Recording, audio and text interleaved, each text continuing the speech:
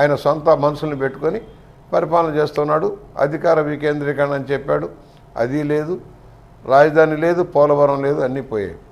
సరే, మేము ఆ రోజున బీజేపీలో విభేదించడంలో రాష్ట్రానికి తగిన విధమైన సహకారం అందలేదనేదే మేము మొదటి ఆరోపణ. ప్రత్యేక హోదా విషయంలో మాట తప్పారు. ప్యాకేజ్ అనే విషయంలో కూడా సరైన నిర్దిష్టమైన ప్రమాణాలు రాలేదని మేము డిఫర్ అన్నమాట యథార్థం. ఎందుకంటే మేము ఆశించింది మోడీ గారి నాయకత్వంలో విభజిత ఆంధ్రప్రదేశ్కి న్యాయం జరగాలి, లోటు బడ్జెట్ భర్తీ చేయాలి మేము కోరాం ఆ రోజున.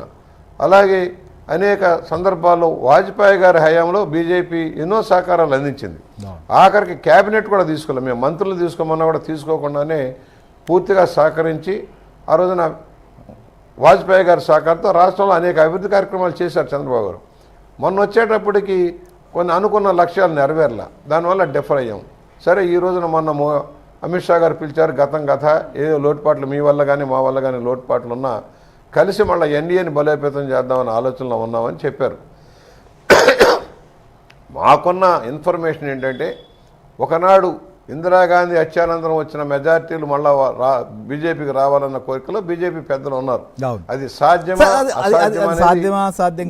అది సహజం, వాళ్ళు బలం పెంచుకోవాలని. కానీ వాళ్ళు ఆహ్వానించినటువంటి పరిస్థితి తర్వాత పరిణామం, నాయకులు కావచ్చు, క్యాడర్ కావచ్చు, స్థానికంగా ఉన్నటువంటి అభిప్రాయాలు కావచ్చు, ఇవన్నీ ఎలా ఉన్నాయి? ఈ నేపథ్యంలో ఏ రకంగా ముందుకెళ్లేటువంటి పరిస్థితి ఉంది?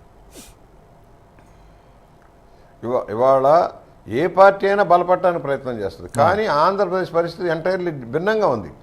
ఎందుకంటే విభజించి కాంగ్రెస్ నష్టం చేసింది, విభజించిన తర్వాత మేలు జరుగుతుంది అనుకుంటే బీజేపీ సరిగా స్పందించలేదన్న ఆలోచన ఉంది.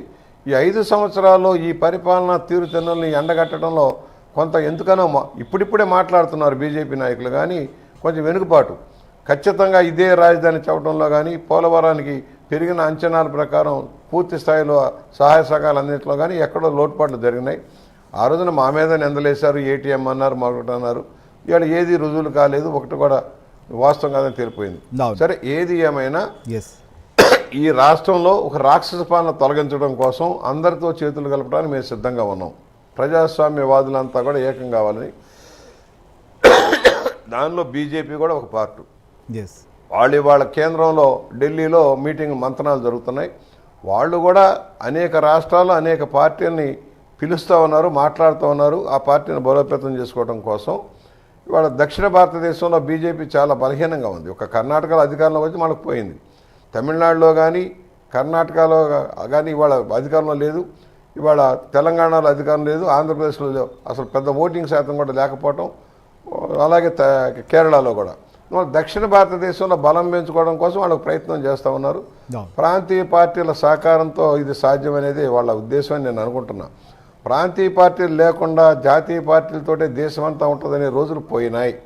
ఒకరోజు ఒక పార్టీ తగ్గినా మరో పార్టీ అధికారంలోకి వస్తుంది, మరో పార్టీ లెగుస్తుంది. ప్రాంతీయ వాదనలు పెరుగుతాయి తప్పకుండా.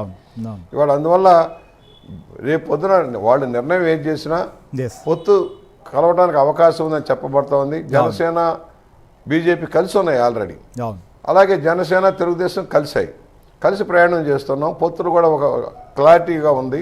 చూద్దాం సార్, ఎందుకంటే మీరు అన్నట్లుగా పొత్తుల్లో కొన్ని సీట్ల విషయంలో ఇప్పటికే వాళ్ళేదో కొన్ని ప్రతిపాదనలతో కూడా ఢిల్లీకి వెళ్ళారు అనేటువంటిది కూడా తెలుస్తోంది. అయితే కొంతమంది రకరకాల కామెంట్లు నిన్న కూడా చేశారులేండి, ముఖ్యమంత్రి ఎవరు లేదా ముఖ్యమంత్రి ఎవరిని చేయాలి, మేము ఎవరి కోసం కాదని తల్లిదండ్రులు దాన్ని ఖండించారు మిగిలినటువంటి బీజేపీ నాయకులు కూడా.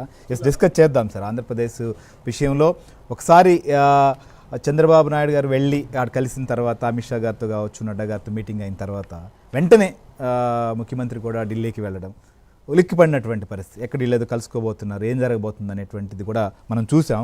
ఇట్లా గురించి కూడా మాట్లాడదాం. సత్యమూర్తి గారు కూడా జాయిన్ అయ్యారు. ఒక క్లారిటీ ఈరోజు ఇదే రోజు విష్ణువర్ధన్ రెడ్డి ఆయన ఆ రోజున బీజేపీ తెలుగుదేశం కలిసి ఉన్నప్పుడే దాడులు చేస్తూ వచ్చాడు తెలుగుదేశం మీద. ఇవాళ ఆయన ముఖ్యమంత్రి. అసలు ఓటు శాతంతా ఎలా ఉంది, ఎన్ని సీట్లు వస్తాయి లెక్క లేకుండా బీజేపీ ముఖ్యమంత్రిగా ఉండాలంటే లేదండి. ఆయన కామెంట్ చేశాడు. వెంటనే మిగిలినటువంటి వారు బత్తు నాగభూషణం కావచ్చు, మిగిలినటువంటి వాళ్ళు అది పార్టీకి సంబంధించినటువంటి అంశం కాదు, పొత్తులు కానీ సీట్లు కావచ్చు, ముఖ్యమంత్రి అనేది పార్టీ